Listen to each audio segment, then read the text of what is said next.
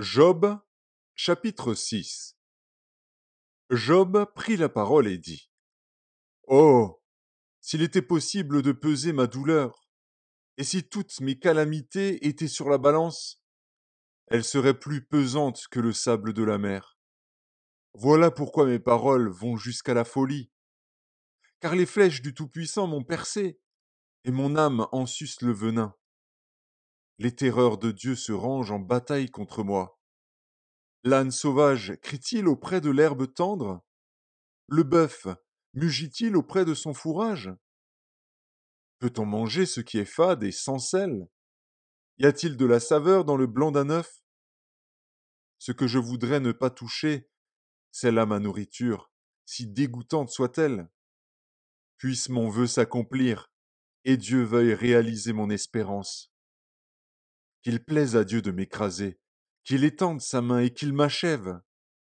Il me restera du moins une consolation, une joie dans les maux dont il m'accable. Jamais je n'ai transgressé les ordres du saint. Pourquoi espérer quand je n'ai plus de force? Pourquoi attendre quand ma fin est certaine? Ma force est-elle une force de pierre? Mon corps est-il d'airain? Ne suis-je pas sans ressources? Et le salut n'est-il pas loin de moi? Celui qui souffre a droit à la compassion de son ami, même quand il abandonnerait la crainte du Tout-Puissant. Mes frères sont perfides comme un torrent, comme le lit des torrents qui disparaissent. Les glaçons en troublent le cours, la neige s'y précipite.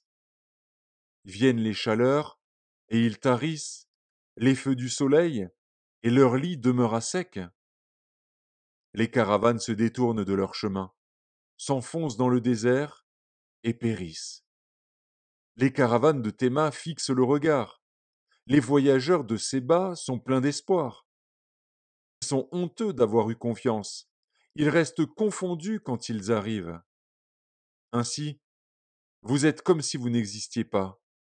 Vous voyez mon angoisse, et vous en avez horreur. Vous ai-je dit? Donnez-moi quelque chose, faites en ma faveur des présents avec vos biens, délivrez-moi de la main de l'ennemi, rachetez-moi de la main des méchants. Instruisez-moi, et je me tairai. Faites-moi comprendre en quoi j'ai péché. Que les paroles vraies sont persuasives, mais que prouvent vos remontrances? Voulez-vous donc blâmer ce que j'ai dit et ne voir que du vent dans les discours d'un désespéré? Vous accablez un orphelin, vous persécutez votre ami. Regardez-moi, je vous prie, vous mentirai-je en face? Revenez, ne soyez pas injuste. Revenez et reconnaissez mon innocence. Y a-t-il de l'iniquité sur ma langue? Et ma bouche ne discerne-t-elle pas le mal?